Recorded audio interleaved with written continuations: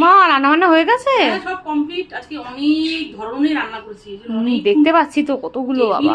একদম সাজানো আজকে, একদম দারুণ দারুণ সব মেনু। দেখো, প্রথমেই গরম গরম সাদা ভাত, আজকে নিম বেগুন করেছি।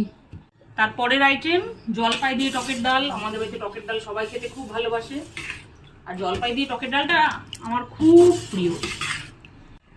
ডালের সাথে খাওয়ার জন্য করেছি আলুর চোখা, সাথে করেছি ডালের সাথে খাওয়ার জন্য 2 পিস বেগুন ভাজা, সাথে আছে আলু ফুলকপির একটা তরকারি, সেটা নিরামিষ করেছে যে তরকারিটা। আজকে পেঁয়াজ রসুন দিইনি, সিম্পল নিরামিষ করেছি। তারপরে আছে খলসে মাছের ঝাল। তাহলে এই সময় খলসে মাছটা খুব পাওয়া যায়, আর এই রেসিপিটাই আমাদের শীতকালে আমরা এই সময় খাই। এই মাছটা খেতে খুব ভালো লাগে। খলসে মাছ তো জ্যান্ত মাছ, তো খুব ভালো লাগে খেতে। সব শেষে আছে একটা স্পেশাল স্পেশাল স্পেশাল মেনু। কি বলতো? গলদা চিংড়ি। বড় বড় গলদা চিংড়ির মালাইকারি। চিংড়ি মাছগুলো সাইজটা একটু দেখো, বিশাল বড় বড়। এরকম একটা চিংড়ি যদি পাতে পড়ে না, একদম কি বলতো, মন খুশ, দিল খুশ, সেই পেট খুশ।